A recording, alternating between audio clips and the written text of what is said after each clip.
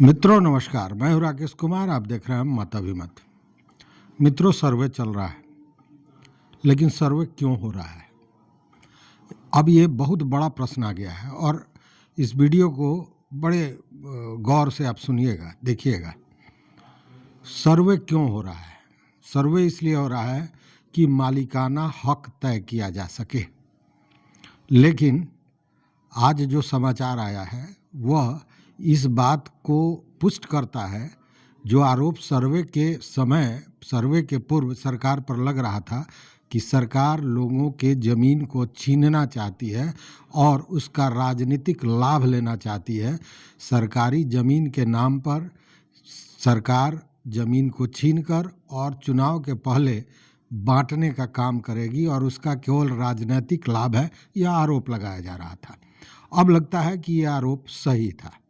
सही मैं इसलिए बता रहा हूँ कि अभी आपने समाचार देखा होगा, सुना होगा कि सरकार ने लाखों खाता खेसरा को बंद कर दिया है। उसे एक तरह से कहें कि उस पर प्रतिबंध लगा दिया है।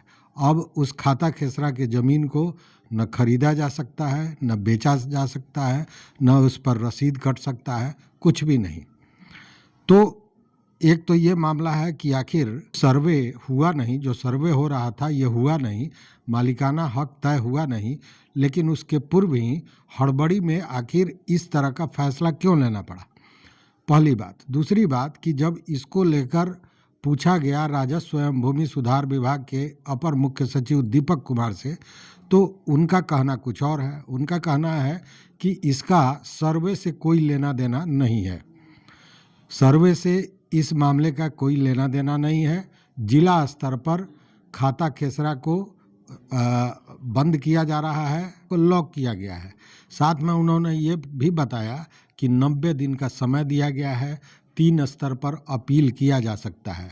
उन्होंने कहा कि अगर इस 3 स्तर पर नहीं बात बनती है तो जिला ट्रिब्यूनल में जाकर इसकी बात, अपनी आपत्ति रखी जा सकती है। उन्होंने कहा कि अगर कोई गलती से खाता लॉक हो गया है तो उसे आप दस्तावेज देकर उसे छुड़ा सकते हैं। फिल्म शोले में जब ठाकुर ने कहा कि मुझे गब्बर चाहिए और जिंदा चाहिए, तो बीरो ने कहा कि वो गब्बर है या बकरी का बच्चा कि दौड़े और पकड़ लिए। वही स्थिति यहाँ है कि आप इतनी आसानी से जो कह गए एसीएस दीपक कुमार कि अगर आपका खाता गलती से लॉक हो गया है तो कागज़ दिखाइए और वो खाता खोल दिया जाएगा। यह संभव है क्या? सरकारी विभाग में अगर गलती से भी खाता लॉक हो गया और उसको खुलवाना होगा तो उसके लिए हजारों खर्च होंगे और कई महीनों और कई साल भी लग सकते हैं। होगा कि नहीं यह भी कहना बड़ा मुश्किल है, अभी की जो व्यवस्था बनी हुई है। वैसे में इसको किया क्यों गया है, ज़रा इस पर भी ध्यान दीजिए। तो बताया यह जा रहा है कि लॉक किया गया पुराने सर्वे के आधार पर। तो अगर पुराने सर्वे के आधार पर ही ये कार्रवाई करनी थी तो फिर नया सर्वे कराने की ज़रूरत क्यों पड़ी, पहली बात। दूसरी बात कि इस सर्वे में जो हजारों करोड़ रुपए खर्च किए जा रहे हैं, इसकी ज़रूरत क्या थी? क्या जनता के पॉकेट से निकला हुआ पैसा सरकार जहां चाहे जैसे चाहे वैसे खर्च कर ले? तो यह भी एक बात है। दूसरी बात यह देखिए कि आखिर एक प्रश्न उठता है, आपके दिमाग में भी उठता होगा कि आखिर इतनी जल्दबाजी क्यों? जब सर्वे हो रहा था तो सर्वे होने दिया जाता, और सर्वे होने के बाद जो सरकारी भूमि है सरकार उसको अपने कब्जे में लेती। लेकिन यह हो रहा है कि पुराने सर्वे के आधार पर। तो उसके पीछे जो कारण समझ में आ रहा है वो ये कि अभी का जो सर्वे है वो इस तरह विवादों में फंसा हुआ है कि देखिए 25 में चुनाव है और उसके पूर्व इन लोगों का था, सरकार का था कि किसी भी तरह मार्च अप्रैल तक सर्वे के काम को पूरा कर लिया जाए और उसके बाद 4-6 महीना बचेगा उसमें बाकी का काम कर लेंगे, मतलब ज़मीन को लेकर और फिर उसको बांटने की प्रक्रिया हो जाएगी। लेकिन अभी जो सर्वे जिस तरह से चल रहा है और जिस तरह से व्यवधान पैदा हो रहा है उसमें कहीं ना कहीं यह समझ में आई होगी कि 100 समय इस काम को पूरा नहीं किया जा सकता है और उसके लिए पुराने सर्वे को आधार बनाकर ये काम किया गया। हालांकि राजस्व एवं भूमि सुधार विभाग के एसीएस का ये कहना है कि यह इस सर्वे से जुड़ा मामला नहीं है और भूमि राजस्व विभाग ने इसके लिए कुछ नहीं किया है। ये जो भी हो रहा है जिला स्तर पर हो रहा है। अब आप अंदाजा कीजिए कि एक जिले में लगभग 10,000 से 15,000 खाता खेसरा है जिसको लॉक किया गया है। अब पूरे बिहार में आप सोचिए कि लाखों की संख्या में खाता खेसरा होगा। लाखों की संख्या में खाता खेसरा का मतलब कि लाखों परिवार इससे प्रभावित होंगे। हाँ, ये दूसरी बात है कि इन लोगों का कहना है, सरकार का कहना है, एसीएस का कहना है कि बहुत से ज़मीन सर्वे के बाद गलत ढंग से बेच दिया गया, बहुत को अतिक्रमित कर लिया गया। तो ये सारी चीज़ें तो नई सर्वे जो आ रही थी और पूरा जब सरकार दावा करती है कि यह सर्वे पूरे निष्पक्षता से हो रही है, पारदर्शिता के साथ हो रही है, तो उस स्थिति में इतनी हड़बड़ी के पीछे जो कारण हो सकता है वो मैंने आपको बताया। अब इस पर आप भी सोचिए कि इसमें और क्या बातें हो सकती हैं।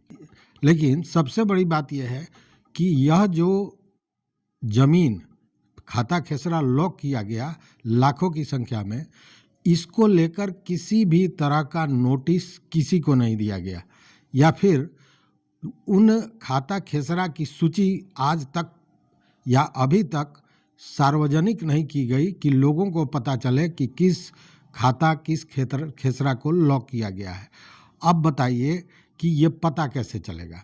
ये तो पता तभी चलेगा क्योंकि जब खाता खेसरा लॉक होता है तो अब आप रजिस्ट्री नहीं करा सकते हैं, उसकी खरीद बिक्री नहीं हो सकती है। तो जो आदमी अपने ज़मीन को खरीद बिक्री के लिए लेकर रजिस्ट्री ऑफिस जाएगा, उसी को पता चलेगा कि उसका खाता खेसरा लॉक है। या फिर रसीद कटाने जाएगा तो अब रसीद कटाने की बात अगर देखें तो बहुत से लोग ऐसे हैं और मैक्सिमम लोग ऐसे हैं कि प्रति वर्ष रसीद नहीं कटाते हैं। वो रसीद कटाते हैं एक बार 2 साल 4 साल 5 साल के बाद, बहुत लोग 10-10 साल के बाद एक बार रसीद कटाते हैं। तो उस स्थिति में उनको कैसे पता चलेगा? मतलब कि अगर ये कार्रवाई करनी थी तो नोटिस देना था या फिर इसकी सूची को सार्वजनिक करना था, जो विभाग ने नहीं किया है, सरकार ने नहीं किया है। जबकि आपको याद होगा कि अभी सुप्रीम कोर्ट ने ये जो बुलडोज़र मामला था, उस मामले में अभी सुप्रीम कोर्ट का फैसला आया था कि अगर कोई भी आप कार्रवाई करते हैं तो आपको इसके पूर्व नोटिस देना होगा। तो यहाँ मतलब पता नहीं अभी जो स्थिति है उसमें सरकार केवल नियमों के विरुद्ध ही काम कर रही है। अब जैसे शिक्षा विभाग में आपने देखा, शिक्षा विभाग में आज ही हाई कोर्ट ने जो फैसला दिया उसमें क्या दिया कि आपने सक्षमता परीक्षा के लिए नियमावली बनाई और नियमावली के तहत आपने परीक्षा ले लिया, और जब ट्रांसफ़र और पोस्टिंग की बात आई तो आपने एक नया प्रोविज़न, नया ट्रांसफ़र का नीति अपनाया, एक नई अधिसूचना जारी की और उसके आधार पर आप कर रहे हैं। जबकि सुप्रीम कोर्ट का ये कहना है कि कोई भी परीक्षा अगर आप लेते हैं जिस नियमावली के तहत, उसी नियमावली के तहत उस पूरी प्रक्रिया को समाप्त करना होगा, पूरा करना होगा। तो आज मुंह की खानी पड़ी सरकार को।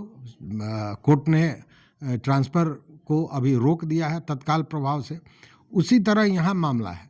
अब देखिए कि आपने न नोटिस दिया न सूची को सार्वजनिक किया, तो आखिर ये लोग जानेंगे कैसे कि किसकी ज़मीन, कौन सा खाता, कौन सा खेसरा इसको लॉक किया गया? यह पता ही नहीं चलेगा, पहली बात।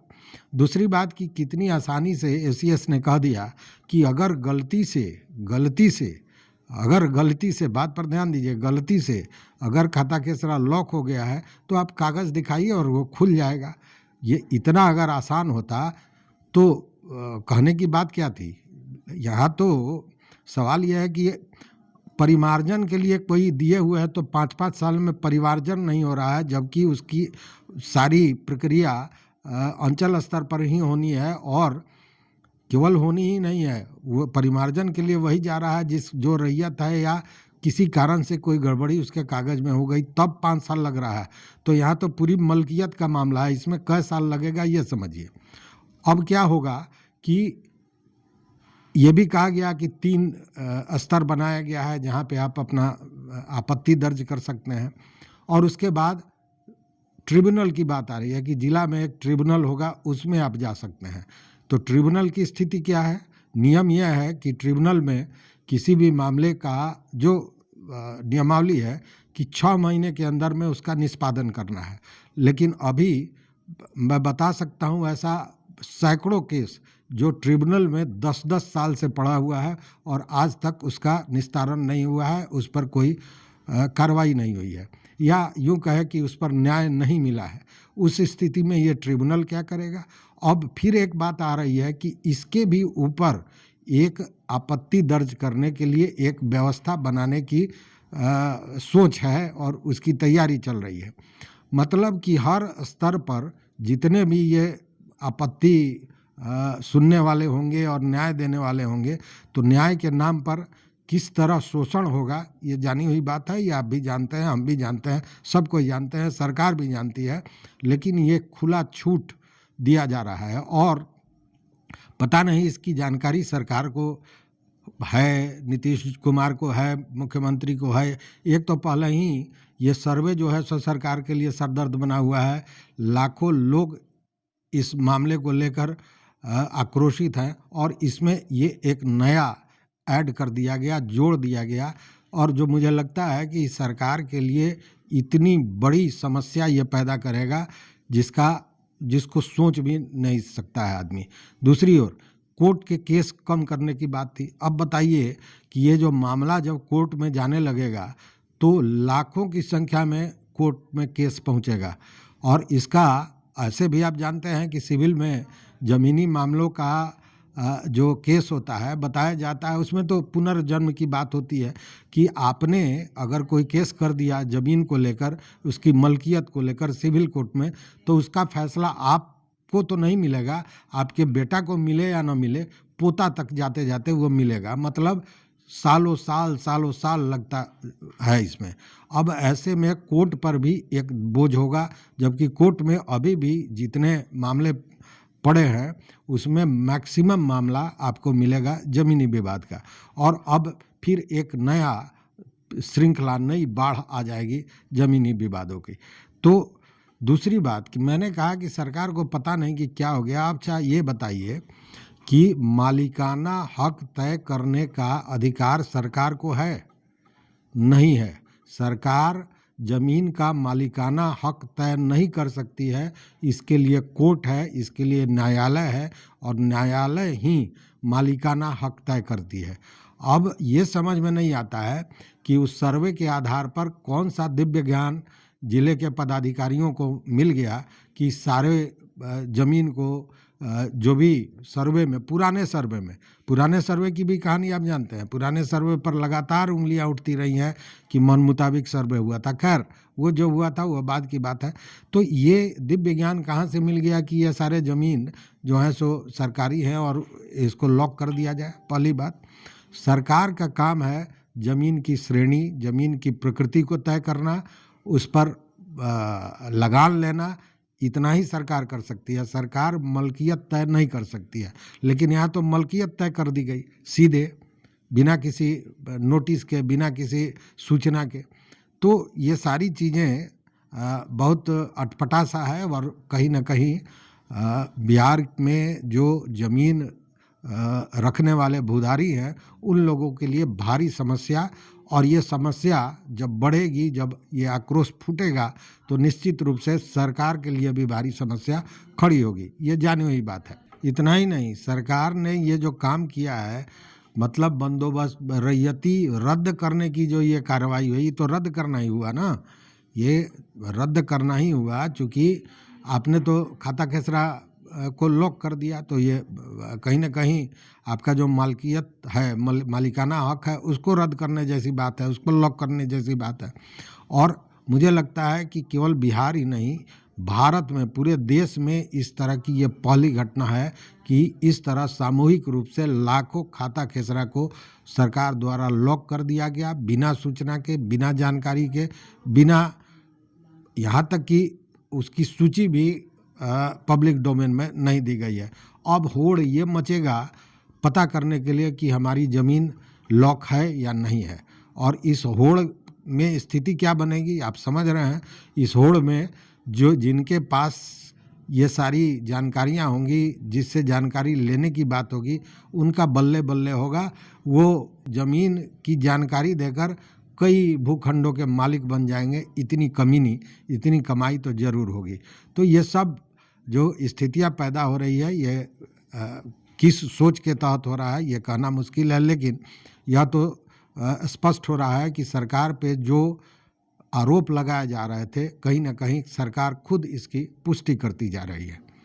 तो आप बताइएगा कि इसमें क्या क्या परेशानियां हो सकती हैं। सरकार का ये जो कार्रवाई है कहाँ तक सही है, कहाँ तक गलत है, इस पे आप अपनी राय, अपना मत जरूर दीजिएगा।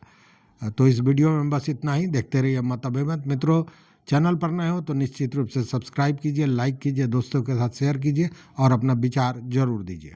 बहुत बहुत धन्यवाद, बहुत बहुत धन्यवाद।